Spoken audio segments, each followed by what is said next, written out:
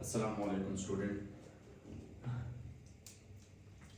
आज इससे पहले हमने डिस्कस किया था आयनिक बॉन्ड में हमने सोडियम क्लोराइड और कैल्शियम क्लोराइड की ये एग्जांपल के साथ उसको एक्सप्लेन किया था। आज हमारे पास लेक्चर है जिसमें हमने डिस्कस करना है कि व्हाट इज़ कोवेलेंट बॉन्ड। आज हमारे पास लेक्चर में सबसे पहले कोवेलेंट बॉन्ड की हम डिफिनीशन करेंगे, फिर उसको हम एक्सप्लेन करेंगे एग्जाम्पल के साथ। कोवेलेंट बॉन्ड हमारे पास स्टूडेंट क्या होता है? कोवेलेंट बॉन्ड एक ऐसा फोर्स ऑफ अट्रैक्शन है, जैसे हमने आयनिक बॉन्ड में कहा था कि आयनिक बॉन्ड में जो एटम्स होते हैं वो एक एटम कंप्लीटली इलेक्ट्रॉन ट्रांसफर करता है, दूसरा एटम वो इलेक्ट्रॉन कंप्लीटली गेन कर लेता है। अब जब एक एटम कंप्लीटली इलेक्ट्रॉन ट्रांसफर करता है तो उस पर पॉजिटिव चार्ज, दूसरे के ऊपर जो इलेक्ट्रॉन गेन करता है उस पर नेगेटिव चार्ज। जब नेगेटिव पॉजिटिव चार्ज आपस में नज़दीक आते हैं तो उसमें अट्रैक्शन, फोर्स ऑफ अट्रैक्शन पैदा होता है, जिसे हम इलेक्ट्रोस्टैटिक फोर्स ऑफ अट्रैक्शन भी कहते हैं। कोवेलेंट बॉन्ड के अंदर हमारे पास कोई एटम इलेक्ट्रॉन शेयर करते हैं। इलेक्ट्रॉन क्या करते हैं? The atom which is form by sharing of electron, the atom, the bond in which each atom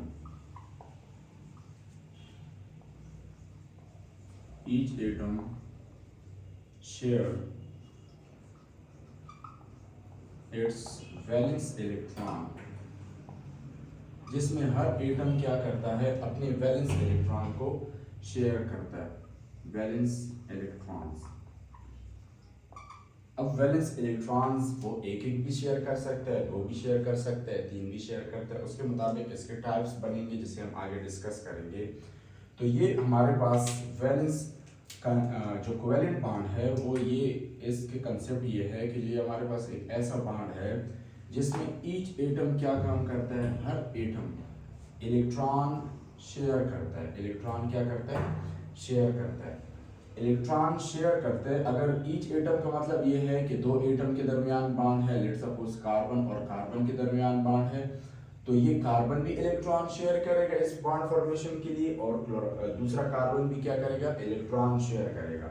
अगर हमारे पास हाइड्रोजन और क्लोराइड के दरमियान, क्लोरीन के दरमियान बॉन्ड है, तो इसमें भी क्लोरीन भी जो है क्या कर लेगा? एक इलेक्ट्रॉन शेयर करेगा, और हाइड्रोजन भी एक इलेक्ट्रॉन शेयर करेगा। तब हमारे पास ये कोवेलेंट बॉन्ड बनेगा। तो यहाँ पे इसके वैलेंस इलेक्ट्रॉन्स जो होंगे वो क्या करेंगे? बॉन्ड बनाने में हिस्सा लेंगे, जो दोनों एटम क्या करेंगे? इसमें शेयर करेंगे। इस बॉन्ड को हम रिप्रेजेंट करते हैं दो एटम के दरमियान, बिटवीन टू एटम्स, दो बॉन्डेड एटम जिसने बॉन्ड आपस में बनाया है, बिटवीन टू बॉन्डेड एटम्स, दो बॉन्डेड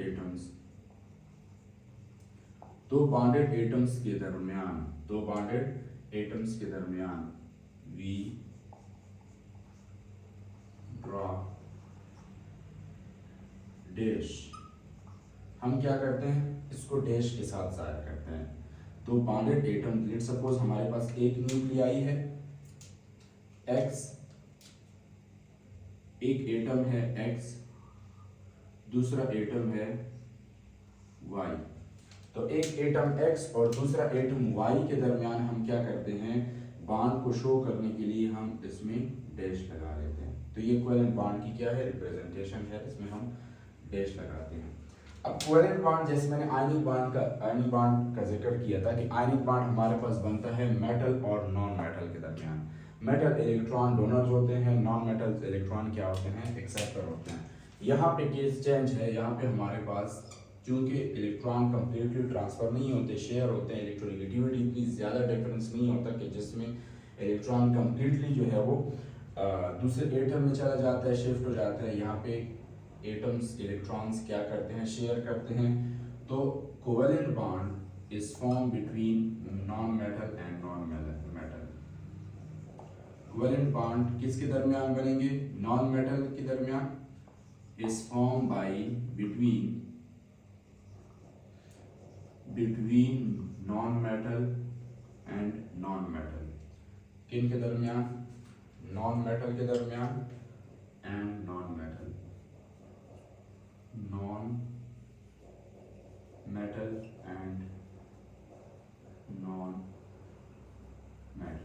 नॉन मेटल और नॉन मेटल के दरमियान हमारे पास क्या बनेगा, कोवेलेंट बॉन्ड बनेगा। इसको हम कोवेलेंट बॉन्ड को एक्सप्लेन करते हैं एक एग्जांपल के साथ कि कोवेलेंट बॉन्ड हमारे पास क्या होता है। और सबसे अहम बात जो अक्सर क्वेश्चन कंसेप्चुअल आ जाता है, ये तो जस्ट बॉन्ड के बारे में है, बॉन्ड के बारे में एक क्वेश्चन आ जाता है कि हमारे पास कोवेलेंट बॉन्ड जो है वो हमारे पास होता है डायरेक्शनल। जैसे मैंने नॉन आयनिक बॉन्ड के बारे में कहा था कि आयनिक बॉन्ड हमारे पास क्या होता है, हमारे पास आयनिक बॉन्ड नॉन डायरेक्शनल होता है। आयनिक बॉन्ड नॉन डायरेक्शनल, जो कोवेलेंट बॉन्ड होता है वो डायरेक्शनल होता है। डायरेक्शनल का क्या मतलब, ये हम आगे जो है डिस्कस करेंगे कि डायरेक्शनल क्या होता है। पहले हम एक एग्जांपल ले लेते हैं कोवेलेंट बॉन्ड की, या फिर हम कुछ मॉलिक्यूल्स लेते हैं जिसमें कोवेलेंट बॉन्ड हमारे पास मौजूद होता है। हाँ, हम इधर ही लिख लेते हैं, फिर यहाँ से हम दूसरा स्टार्ट करते हैं।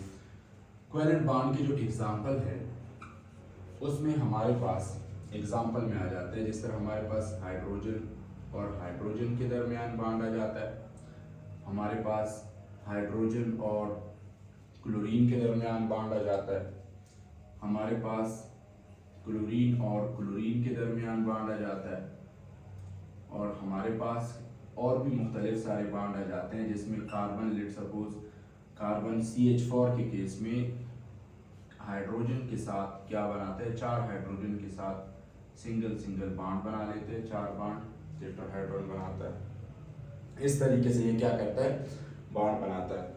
अब यहाँ पे हमारे पास जो है इनमें और भी बॉन्ड्स बनते हैं, जैसे हमारे पास बॉन्ड बनता है ऑक्सीजन के केस में।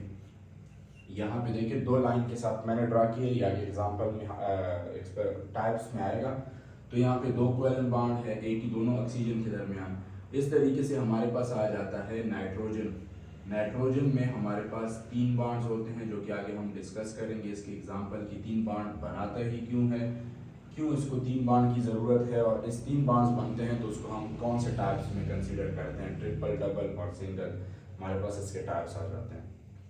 इसके टाइप्स में हमारे पास जो टाइप्स ऑफ कोवेलेंट बॉन्ड है 3 किस्म के टाइप्स है, और वो टाइप्स जो कोवेलेंट बॉन्ड के हैं वो on the basis of number of share electron के बेस पे है। तो टाइप्स ऑफ कोवेलेंट बॉन्ड में हमारे पास 3 किस्म के टाइप्स हैं, जिसमें एक एटम या तो एक इलेक्ट्रॉन शेयर करता है, या एक एटम 2 इलेक्ट्रॉन शेयर करता है, या दोनों एटम जो है वो 3 इलेक्ट्रॉन शेयर करते हैं। तो अगर ये एटम जो है एक इलेक्ट्रॉन शेयर करता है तो उसको हम कहते हैं single covalent bond. Single covalent bond. Single covalent bond में हमारे पास होता क्या है, सिंगल कोवेलेंट बॉन्ड में देखिए नाम से ही जाहिर है, नाम अगर हम इसके नाम के बारे में नाम को देखें तो सिंगल कोवेलेंट बॉन्ड ये एक होता है, सही है। सिंगल कोवेलेंट बॉन्ड में चूंकि हमारे पास दोनों एटम इलेक्ट्रॉन शेयर करते हैं, तो यहाँ भी हमारे पास in single covalent bond each atom, single covalent bond each atom share 1 electron. 2 atom होंगे जिनके दरमियान बॉन्ड बन रहा है, तो उसमें ईच एटम, हर एटम क्या करेगा, शेयर करेगा। कितने इलेक्ट्रॉन शेयर करेगा, 1 इलेक्ट्रॉन शेयर करेगा। कितने इलेक्ट्रॉन, 1 इलेक्ट्रॉन शेयर करेंगे। Each atom share 1 electron. जो भी एटम आपके पास होगा, 2 एटम के दरमियान बॉन्ड बन रहा है, तो हर एटम शेयर करेगा, कितने इलेक्ट्रॉन शेयर करेगा, 1 इलेक्ट्रॉन शेयर करेगा, ज्यादा इलेक्ट्रॉन शेयर नहीं करेगा। एक एटम भी 1 इलेक्ट्रॉन, दूसरा एटम, तो ईच एटम 1 इलेक्ट्रॉन क्या करता है, शेयर करता है। इनके दरमियान जो बॉन्ड बनता है तो उसको हम कहते हैं सिंगल कोवेलेंट बॉन्ड। और इस कोवेलेंट बॉन्ड को हम पे किस तरह जो है ड्रा करते हैं, लाइंस कितने ड्रा करते हैं, सिंगल लाइंस हम इसके साथ रिप्रेजेंट करते हैं, सिंगल लाइन या single dash. 2 atom between 2 atom, 2 atom के दरमियान बना है, तो उन दोनों के दरमियान हम क्या करते हैं, सिंगल डैश लगा लेते हैं, सिंगल डैश। इसको हम कहते हैं कोवेलेंट बॉन्ड, और वो कोवेलेंट बॉन्ड में से कौन सा सिंगल कोवेलेंट बॉन्ड। इसके कुछ एग्जांपल्स मैं इधर लिख लेता हूँ। एग्जांपल में हमारे पास आ जाते हैं डिफरेंट मॉलिक्यूल्स हैं जिसमें हमारे पास हाइड्रोजन हाइड्रोजन के दरमियान बॉन्ड आ जाता है, जिसमें हमारे पास हाइड्रोजन क्लोरीन के दरमियान बॉन्ड आ जाता है, जिसमें हमारे पास क्लोरीन और क्लोरीन के दरमियान बॉन्ड आ जाता है, जिसमें हमारे पास बॉन्ड आ जाता है कार्बन का हाइड्रोजन के साथ बॉन्ड आ जाता है, कार्बन के 4 हाइड्रोजन के साथ बॉन्ड आ जाता है। तो ये डिफरेंट टाइप्स ऑफ और भी बहुत सारे मॉलिक्यूल्स हैं, तो मैं लिख लेता हूँ एटीसेट्रा, और मुख्तलिफ सारे मॉलिक्यूल्स हैं जिसमें सिंगल कोवेलेंट बॉन्ड होता है। तो सिंगल कोवेलेंट बॉन्ड को अगर देखा जाए तो मैंने किसके साथ रिप्रेजेंट किया, single dash single dash single dash, और इसमें 4 सिंगल कोवेलेंट बॉन्ड है। इसको हम क्या कहते हैं, single covalent bond. Single covalent bond में होता कैसा क्या होता है, किस तरह ये सिंगल कोवेलेंट बॉन्ड बनाते हैं। देखिए हमारे पास हम एक एग्जांपल लेते हैं क्लोरीन का। हमारे पास जो क्लोरीन होता है Cl, उसमें 17 इलेक्ट्रॉन होते हैं। अगर हम इसकी इलेक्ट्रॉनिक कन्फिगरेशन करें तो हमारे पास आ जाता है 1s2 2s2 2p6 3s2 3p5। ये इसका इलेक्ट्रॉनिक कन्फिगरेशन हो गया। इसके वैलेंस शेल में अगर हम इलेक्ट्रॉन देखें तो हमारे पास इसका वैलेंस शेल 3rd है, m शेल हमारे पास इसका क्या है, m शेल हमारे पास इसका वैलेंस शेल है, जो 3rd शेल है। Principal quantum number n value 3 है, तो इसका वैलेंस शेल हमारे पास क्या है, 3rd है। यहाँ पे अगर हम देखें तो हमारे पास p के अंदर इलेक्ट्रॉन्स कितने हैं, p सब शेल के अंदर अगर हम इलेक्ट्रॉन्स को देखें तो हमारे पास p सब शेल के अंदर इलेक्ट्रॉन 5 इलेक्ट्रॉन हैं। 5 इलेक्ट्रॉन हमारे पास कुछ इस तरह, मैं इसको लिखता हूँ 1 2 3 4 5। इसको कितने इलेक्ट्रॉन चाहिए, 1 इलेक्ट्रॉन चाहिए। 1 इलेक्ट्रॉन चाहिए तो यहाँ पे इसका जो ऑर्बिटल है px py pz, px py and pz, px py and pz, ये 3 ऑर्बिटल्स। z के अंदर इलेक्ट्रॉन्स क्या हैं, नहीं है। तो यहाँ पे क्या होगा कि अगर हम इसकी इलेक्ट्रॉनिक कन्फिगरेशन के बाद जो है दूसरे क्लोरीन को लें तो वो भी सेम इस तरीके से होगा। तो क्लोरीन यहाँ पे करते क्या है, एक क्लोरीन दूसरा क्लोरीन आपस में जब आते हैं बॉन्ड बनाते हैं, चूंकि हमारे पास सिंगल कोवेलेंट बॉन्ड, डबल हो ट्रिपल हो, जो कोवेलेंट बॉन्ड हो उनके ऑर्बिटल्स आपस में ओवरलैप होते हैं। ऑर्बिटल्स ओवरलैप करेंगे और ये बॉन्ड क्या करेगा, बनाएगा। तो यहाँ पे हमारे पास ऑर्बिटल्स को मैं थोड़ा सा एक डायमेंशंस में लेता हूँ, x y और z डायमेंशन में। लेट सपोज मैं कहूँ ये कौन सा डायमेंशन है, z डायमेंशन है, सही है मॉलिक्यूल और उसका, ये हमारे पास y डायमेंशन है और ये हमारे पास x डायमेंशन है। अब x डायमेंशन, इसके अंदर क्या होंगे, इलेक्ट्रॉन्स होंगे, इसमें ऑर्बिटल्स होंगे। एक ऑर्बिटल हमारे पास ये आ गया, क्योंकि हम z की बात कर रहे हैं तो और को हम नहीं लिखते। दूसरा हमारे पास दूसरे साइड पे भी हमारे पास क्लोरीन होगा, जब Cl के दरमियान बॉन्ड बनेगा तो इसमें भी हमारे पास क्या होगा, यहाँ पे मैं दोबारा दूसरे कोऑर्डिनेट्स को ड्रा कर लेता हूँ। लेट सपोज ये z है, ये जो है x है और ये y है। तो दूसरे एटम का, एक क्लोरीन का और दूसरे क्लोरीन का, एक क्लोरीन और दूसरे क्लोरीन, दोनों सेम है, तो उसका भी ऑर्बिटल क्या होगा, इस ऑर्बिटल के अंदर हमारे पास कितने इलेक्ट्रॉन्स हैं, pz के अंदर 1 इलेक्ट्रॉन है, कितने, 1 इलेक्ट्रॉन। तो ये इसके अंदर 1 इलेक्ट्रॉन अपना मौजूद है। अगर हम दूसरे क्लोरीन की बात कर लें तो दूसरे क्लोरीन में भी आपके पास क्या है, ऑर्बिटल है जो z के अंदर है। ये क्या करेगा, ये इस ऑर्बिटल के साथ ओवरलैप कर जाएगा और उसके अंदर भी अपना इलेक्ट्रॉन है, तो ये क्या करेगा, इस तरीके से 2 इलेक्ट्रॉन शेयर कर लेंगे और शेयर करने के दौरान दोनों के ऑर्बिटल्स आपस में क्या हो जाएंगे, ओवरलैप हो जाएंगे। इस ओवरलैप होने से हमारे पास 2 इलेक्ट्रॉन क्या हुए हैं, शेयर हुए हैं। उन दोनों में से एक क्लोरीन ने 1 इलेक्ट्रॉन शेयर किए, दूसरे क्लोरीन ने भी 1 इलेक्ट्रॉन शेयर किया। जैसे कि हमारे बुक में है कि एक इलेक्ट्रॉन उसके वैलेंस शेल में 2 3 4 5 6 जो कि इसको मैं डॉट के साथ ज़ाहिर करता हूँ, और एक इलेक्ट्रॉन 7। सेम दूसरे क्लोरीन में भी 1 electron 2 electron 3 electron 4 electron 5 electron 6 electron और 7 इलेक्ट्रॉन।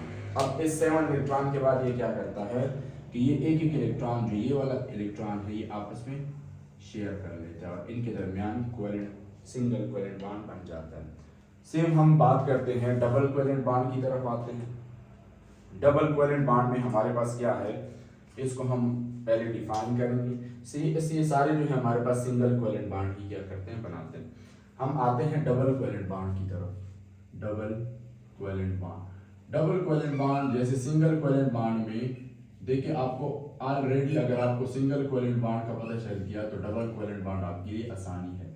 डबल कोवेलेंट बॉन्ड, अब डबल कोवेलेंट बॉन्ड में आपके लिए आसानी ये है कि उधर एक इलेक्ट्रॉन शेयर करता था, दूसरा एटम क्या करता था, वो भी दूसरा इलेक्ट्रॉन क्या करता था, शेयर करता था, जिससे सिंगल कोवेलेंट बॉन्ड बनता था। यहाँ पे पास देखिए, मैंने आपको पहले भी बताया था कि एटम्स अपने बिहेवियर के मुताबिक जो है रिएक्शन करते हैं। वो खुद को स्टेबलाइज करना चाहते हैं, चाहे वो एक बॉन्ड के साथ हो, चाहे वो 2 के साथ हो, चाहे वो 3 के साथ हो। जितने बॉन्ड के साथ उसकी स्टेबिलिटी आ सकती है वो उतने बॉन्ड बनाएगा लाजमी। तो यहाँ पे हमारे पास डबल बॉन्ड, जो डबल बॉन्ड है हमारे पास डबल कोवेलेंट बॉन्ड, उसको हम डिस्कस करते हैं। डबल कोवेलेंट बॉन्ड के अंदर हमारे पास in double covalent bond each atom in double covalent bond, each atom, हर एटम क्या करेगा, each atom share 2 इलेक्ट्रॉन, हर एटम 2 इलेक्ट्रॉन क्या करेगा, शेयर करेगा। 2 इलेक्ट्रॉन शेयर करेगा। 2 इलेक्ट्रॉन शेयर करने के बाद इसमें डबल बॉन्ड बन जाता है। जैसे सिंगल कोवेलेंट बॉन्ड में एक इलेक्ट्रॉन शेयर करता है हर एटम, डबल कोवेलेंट बॉन्ड में क्या होगा, 2 इलेक्ट्रॉन शेयर करेंगे। और डबल कोवेलेंट बॉन्ड को हम फिर जाहिर करेंगे, रिप्रेजेंट करेंगे सिंगल कोवेलेंट डबल लाइन के साथ, डबल डैश के साथ।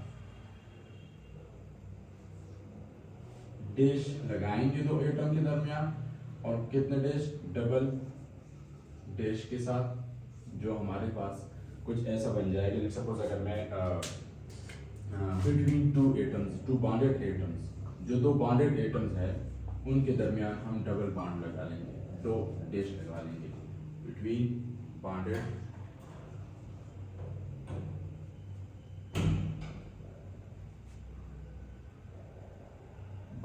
एटम्स। तो यहाँ पे सिंगल लाइन या single dash between bonded atoms,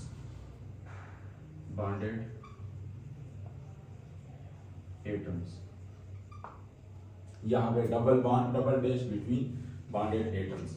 for example हमारे पास कुछ एग्जांपल है इसके, कि अगर कुछ मॉलिक्यूल्स ऐसे हैं जो सिंगल नहीं बनाते बल्कि कौन सा बॉन्ड बनाते हैं, डबल बॉन्ड बनाते हैं, तो उसमें हमारे पास लेट्स सपोज मैं आपको बताऊं कि हमारे पास ऑक्सीजन आ जाता है और 2, सही है, मैं इसका बॉन्ड ही बना लेता हूँ। और 2 में हमारे पास जो ऑक्सीजन होता है वो दूसरे ऑक्सीजन के साथ डबल कोवेलेंट बॉन्ड बनाता है। सेम हमारे पास ऑर्गेनिक कंपाउंड्स में अल्कीन होते हैं, जिसमें कार्बन जो है वो डबल बॉन्ड बनाते हैं दूसरे कार्बन के साथ।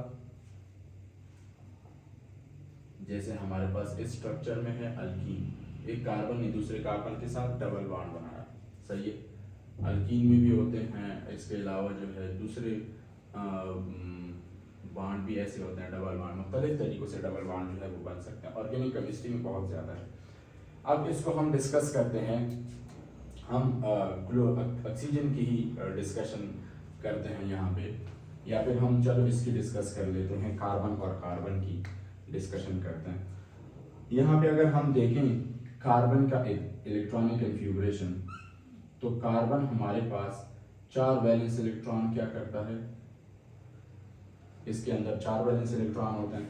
चलो इलेक्ट्रॉनिक कन्फिगरेशन की तरफ ही जाते हैं उधर से हमें बहुत आसानी के साथ पता चल जाएगा। इसमें 6 इलेक्ट्रॉन होते हैं, तो हमारे पास 1s2 2s2 2p2, ये इसका इलेक्ट्रॉनिक कन्फिगरेशन हो जाएगा। इलेक्ट्रॉनिक कन्फिगरेशन के दौरान हमारे पास यहाँ पे अगर हम देखें तो s के अंदर जो इलेक्ट्रॉन्स होंगे वो हमारे पास 2 इलेक्ट्रॉन हैं। p के अंदर हमारे पास इलेक्ट्रॉन कितने हैं? p के अंदर हमारे पास इलेक्ट्रॉन 2 हैं, एक इलेक्ट्रॉन दूसरा इलेक्ट्रॉन, एक एम्प्टी ऑर्बिटल है। लेकिन ये ग्राउंड स्टेट में, मैंने कल के एग्जाम्पल में भी आपको बताया हुआ था कि ग्राउंड स्टेट में इसमें होता क्या है कि रिएक्शन के दौरान इसका एक इलेक्ट्रॉन जो है वो एक्साइटेड हो जाता है और वो इधर चला जाता है, जिसके बेस पे फिर हम इस इलेक्ट्रॉन को इधर नहीं लिखते बल्कि इस इलेक्ट्रॉन को हम कहाँ लिखते हैं? इधर लिखते हैं। तो अब अगर देखा जाए तो हमारे पास इसके 4 अनपेयर्ड इलेक्ट्रॉन ऑर्बिटल जो है हाफ फिल्ड ऑर्बिटल मौजूद है, और इस हाफ फिल्ड ऑर्बिटल के दौरान इसके अंदर हमारे पास 4 बॉन्ड बनाए गए। एस ये चूंकि हाइब्रिडाइजेशन करते हैं, इसमें मैंने आपको पहले भी बताया था हाइब्रिडाइजेशन के केस में हमारे पास यहाँ पे जो हाइब्रिडाइजेशन होगा, चूंकि आपके अभी 9th लेवल का नहीं है, तो यहाँ पे जो हाइब्रिडाइजेशन है हमारे पास sp2 हाइब्रिडाइजेशन है। तो मैं इस तरफ नहीं जाता। हमारे पास कार्बन जो बॉन्ड बनाएगा, अगर हम 2 कार्बन के दरमियान बॉन्ड बनाना चाहेंगे तो कार्बन हमारे पास 4 बॉन्ड बनाएगा। 4 बॉन्ड में से कार्बन जो है 2 बॉन्ड बनाता है हाइड्रोजन के साथ, 2 बॉन्ड किस में बनाता है? दूसरे कार्बन के साथ। इसका एक ऑर्बिटल जो है वो हाइड्रोजन के साथ, इसका दूसरा ऑर्बिटल जो है वो भी हाइड्रोजन के साथ, इसका एक ऑर्बिटल जो है वो ऐसे ओवरलैप हो जाता है, सही है, और एक ऑर्बिटल जो है वो ऊपर की तरफ आएगा। इसको मैं थोड़ा सा दूसरे तरीके से बना देता हूँ कि एक ऑर्बिटल जो है वो इसका इस तरीके से आएगा और एक ऑर्बिटल इसका इस तरीके से आएगा।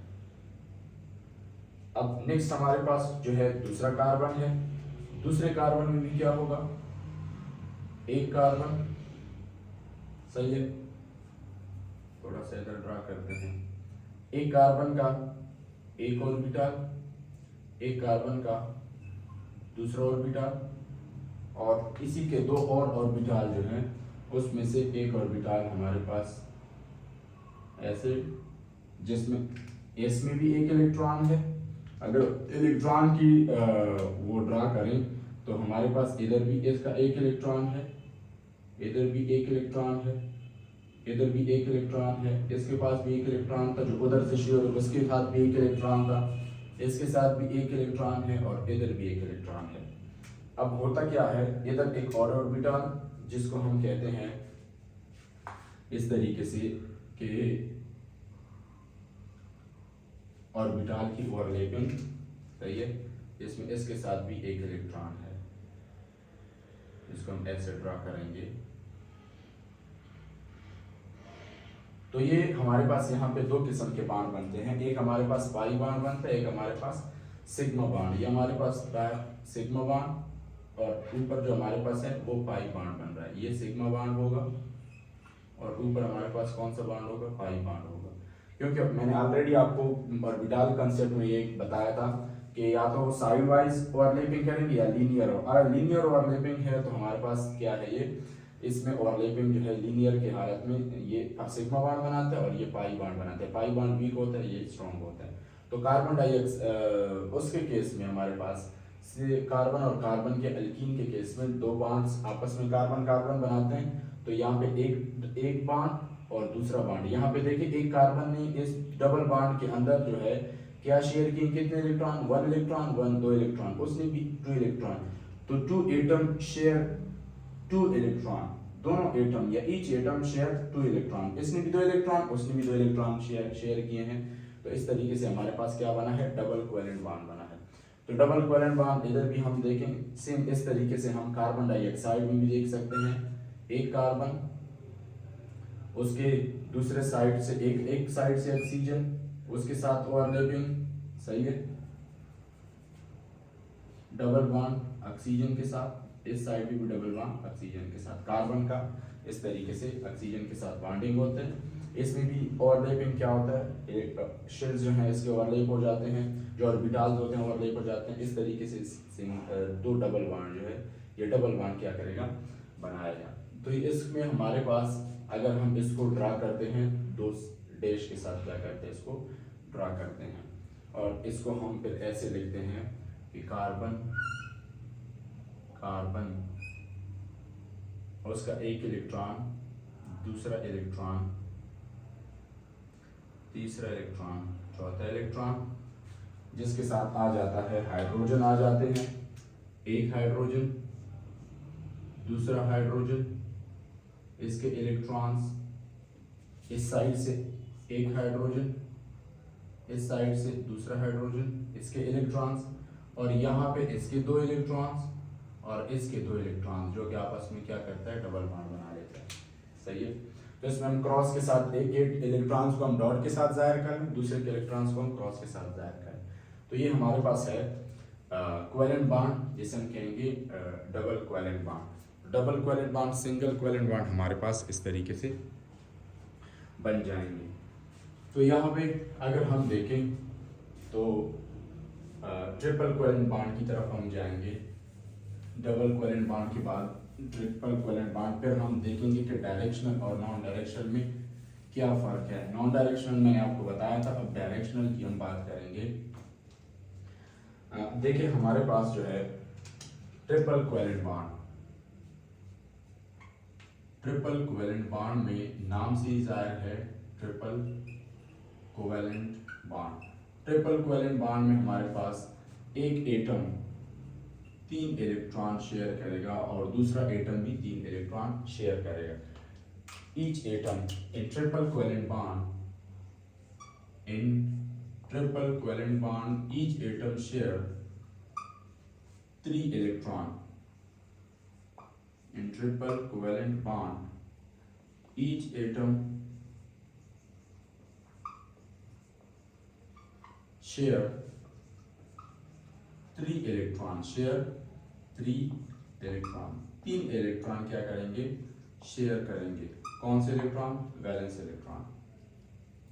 तो यहाँ पे हमारे पास 3 इलेक्ट्रॉन शेयर करेंगे और उसको फिर हम दो एटम्स, उन्हीं दो एटम्स के दरमियान उस बॉन्ड को रिप्रेजेंट करेंगे 3 डैश के साथ। तो ट्रिपल डैश या 3 dash lines, 3 dash between 2 bonded atoms. जो 2 बॉन्डेड एटम्स होंगे उसके दरमियान हम क्या लगाएंगे, 3 डैश लगाएंगे between 2 bonded atoms. 2 bonded atoms के दरमियान जो क्या होगा, बॉन्ड होगा, ट्रिपल कोवेलेंट बॉन्ड। तो उधर हम क्या लगा लेते हैं, 3 डैश लगा लेते हैं, एक डैश, दूसरा डैश, 3 डैश। लेट्स सपोज हमारे पास कोई जो है एक एक्स है, एक्स मॉलिक्यूल है, दूसरा वाई मॉलिक्यूल है, तो इनके दरमियान ट्रिपल कोवेलेंट बॉन्ड है, तो हम ऐसे 3 डैश लगा लेंगे। हमारे पास एग्जांपल आएंगे, जैसे हमने सिंगल में सिंगल डैश, डबल में डबल डैश लगाया, तो ट्रिपल में ट्रिपल डैश लगा लेंगे। हमारे पास एग्जांपल है कि जिसमें ट्रिपल बॉन्ड होंगे उसमें हमारे पास है N2 नाइट्रोजन के केस में। नाइट्रोजन के केस में कैसे होता है, उसको हम रिप्रेजेंट करते हैं N ट्रिपल डैश N, जो कि ट्रिपल बॉन्ड को क्या करता है, रिप्रेजेंट करता है। तो N ट्रिपल डैश में ऐसे हो जाता है। नेक्स्ट हमारे पास है acetylene gas, C triple bond carbon, triple bond carbon, hydrogen hydrogen. तो यहाँ पे हमारे पास ट्रिपल बॉन्ड, कार्बन 2 कार्बन के दरमियान ट्रिपल बॉन्ड है। इसका मतलब है, क्योंकि हम कहते हैं कि ईच एटम, जो बॉन्डेड एटम होता है ईच एटम, वो 3 इलेक्ट्रॉन, तो ये कार्बन भी 3 इलेक्ट्रॉन शेयर करेगा और ये कार्बन भी 3 इलेक्ट्रॉन शेयर करेगा, जिससे ये बॉन्ड बना लेगा, ट्रिपल कोवेलेंट बॉन्ड बना लेगा। तो यहाँ पे हम इसकी एक्सप्लेनेशन करते हैं, इसकी बॉन्डिंग की हम एक्सप्लेनेशन करते हैं। इसकी बॉन्डिंग की एक्सप्लेनेशन के लिए हम नाइट्रोजन को लेते हैं। ये एग्जांपल आप अपने साथ लिख लें, फिर मैं इसको मिटाता हूँ।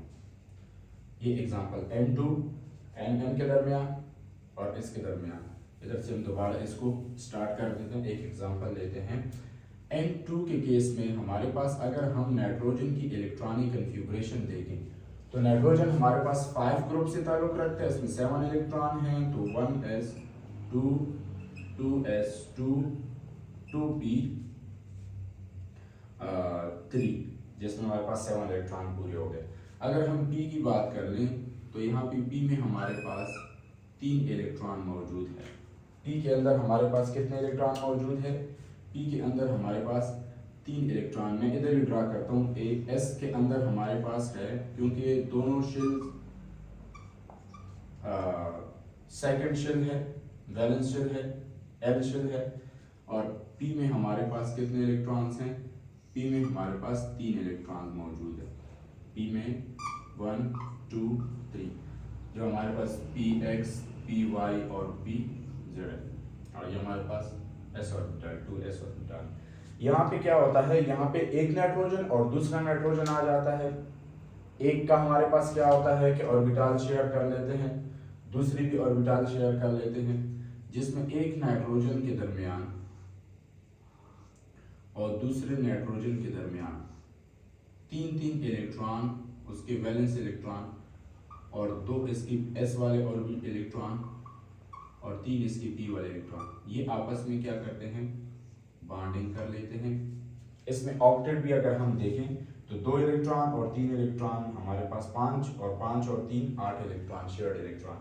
तो 8 इलेक्ट्रॉन यहाँ पे है, इसकी भी 8 इलेक्ट्रॉन पूरे हो गए हैं, जिससे हमारे पास इसका स्टेबिलिटी भी, इसकी स्टेबिलिटी भी अब हमारे पास मौजूद है N2 के केस में। इसमें हमारे पास अगर ऑर्बिटल की बात की जाए तो ऑर्बिटल हमारे पास मिक्स हो जाते हैं। इसमें हम ऑर्बिटल्स की डायरेक्शंस की बात अगर करें तो हमारे पास डिफरेंट टाइप्स ऑफ ऑर्बिटल है। ये हमारे पास एक कोऑर्डिनेट्स हैं जिसे हम कहते हैं एक्स वाई डायमेंशन, कुछ इस तरीके से होता है एक्स वाई डायमेंशन। अगर हम इसको देखें तो इसमें एक डायमेंशन है, सही है, जिसमें एक्स वाई और जेड डायमेंशन है। इसमें अगर हम देखें तो हमारे पास एक्स एक्सिस पे आ जाता है एक एक्स एक्सिस, वाई एक्सिस और ये जेड एक्सिस। तो ये डिफरेंट टाइप्स ऑफ डायमेंशन में ये आपके पास एक स्ट्रक्चर है, डिफरेंट डायमेंशन जिसको हम कहते हैं इस तरीके से एक्स वाई और जेड डायमेंशन।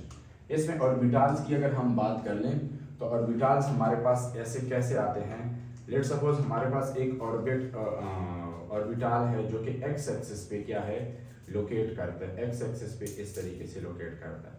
अब अगर ये एक्स एक्सिस पे लोकेट कर रहा है जो कि बॉन्ड बनाने के लिए क्या है, रेडी है, और दूसरा एक एटम है जिसके ऑर्बिटल जो हैं वो इस डायमेंशन में आ रहे हैं, इस डायमेंशन में, क्या ये इसके साथ ओवरलैप करेगा? कभी भी ओवरलैप नहीं करेगा। अगर ये इस डायमेंशन में आ रहा है, बॉन्ड इस ऑर्बिटल में बनाना है, और ये इस डायमेंशन में आ रहा है, जेड डायमेंशन में आ रहा है, सही है, या ये फिर वाई डायमेंशन में आ रहा है, या ये जेड वाई और जेड डायमेंशन में आ रहा है, या ये इस डायमेंशन में आ रहा है, क्या ये बॉन्ड बनाएगा? बॉन्ड कभी भी नहीं बनाएगा। अगर इसने इसके साथ ओवरलैपिंग करनी है, बॉन्ड बनाने हैं, इलेक्ट्रॉन शेयर करने हैं, तो इस ऑर्बिटल ने जो इसके साथ बॉन्ड बनाने की कोशिश करता है, तो इसने कहाँ आना है, इसने इस एटम के इस डायमेंशन में आना है, इस जो है डायरेक्शन में आना है जिस डायरेक्शन में ऑलरेडी मौजूद है। लेट्स सपोज अगर ये एक्स एक्सिस में है तो इसने कहाँ आना है, एक्स एक्सिस में आना है। एक्स एक्सिस में आने के बाद ही ये क्या कर लेगा, ओवरलैप कर जाएगा और बॉन्ड इसका कोवेलेंट बॉन्ड बन जाएगा, सिंगल कोवेलेंट बॉन्ड। अगर ये इस डायमेंशन में नहीं आएगा, दूसरे डायमेंशन में, तो ये कभी भी इसके साथ ओवरलैप नहीं होगा। इसको हम कहते हैं डायरेक्शनल। कोवेलेंट बॉन्ड हमारे पास क्या होता है, डायरेक्शनल होता है। कोवेलेंट बॉन्ड हमारे पास क्या होता है, डायरेक्शनल। हम लिखते हैं, अक्सर आपके इसमें क्वेश्चन आता है कि क्यों डायरेक्शनल होता है, तो हम यहाँ पे ये एक लिख लेते हैं डायरेक्शनल। जो कोवेलेंट बॉन्ड होता है वो हमारे पास डायरेक्शनल होता है। अब डायरेक्शनल की मैंने आपको बात बता दी कि डायरेक्शनल का मतलब क्या है। जो कोवेलेंट बॉन्ड होता है वो डायरेक्शनल, तो ये डायरेक्शनल होने का मतलब आपको मैंने अभी भी बता दिया कि अगर एक एटम के साथ इलेक्ट्रॉन है और उसके ऑर्बिटल में है जो कि एक्स एक्सिस पे लोकेट है, दूसरा एटम आएगा तो एक्स एक्सिस में ही आएगा, ओवरलैप करेगा, तब ये बॉन्ड बनेगा। अगर ये इस वाई एक्सिस में आ रहा है तो वो बॉन्ड कभी भी नहीं बनाएगा। इसने आना है एक्स एक्सिस पे तभी ये बॉन्ड बनेगा, अदरवाइज ये बॉन्ड नहीं बनाएगा। तो देखिए वाई एक्सिस का एक खास डायमेंशन, एक खास डायरेक्शन है, तो इसने उसी डायरेक्शन में ही आना है और बॉन्ड ये बना सकेगा। इसी वजह से हम कहते हैं कि कोवेलेंट बॉन्ड क्या होता है, कोवेलेंट बॉन्ड हमारे पास होता है डायरेक्शनल, क्योंकि ये डायरेक्शन में आएगा तब ये बॉन्ड बनाएगा, अदरवाइज ये बॉन्ड नहीं बनाएगा। लेकिन आयनिक बॉन्ड हमारे पास नॉन डायरेक्शनल है, तो फिर आयनिक बॉन्ड की कंसेप्ट को देखें। आयनिक बॉन्ड में हमारे पास होता क्या है, एक एटम जो है दूसरे एटम के साथ बॉन्ड बना लेता है। बॉन्ड कैसे बनता है कि जब दो एटम जो है उस पर पॉजिटिव और नेगेटिव चार्ज हो जाते हैं। अब पॉजिटिव और नेगेटिव चार्ज आपको पता है कब आते हैं, जब इलेक्ट्रॉन लॉस करते हैं और गेन करता है। लॉस और गेन के बाद जो है वो पॉजिटिव चार्ज और नेगेटिव चार्ज हो जाते हैं, और उन पॉजिटिव और नेगेटिव चार्ज के दरमियान फोर्स ऑफ अट्रैक्शन, जिसे हम इलेक्ट्रोस्टैटिक फोर्स ऑफ अट्रैक्शन, तो वो अट्रैक्शन किस तरफ से भी हो सकता है, उसमें कोई डायरेक्शन नहीं है, वो किसी डायमेंशन में भी आ सकता है और आपस में अट्रैक्ट हो सकते हैं। लेकिन अगर हम इसकी बात कर लें तो इसकी बात में हमारे पास ये जो ऑर्बिटल होगा ये इसी डायरेक्शन में आएगा, तब इसके साथ ओवरलैपिंग होगा, अदरवाइज इसके दरमियान ओवरलैपिंग नहीं होगा। अगर ये इन डायमेंशन में आता है तो ये इसके साथ बॉन्ड नहीं बना सकेगा। इसलिए इक्विवेलेंट बॉन्ड हमारे पास क्या है, डायरेक्शनल है। तो आज के लिए ये काफ़ी है, इंशाल्लाह नेक्स्ट लेक्चर में मिलेंगे। Thank you so much.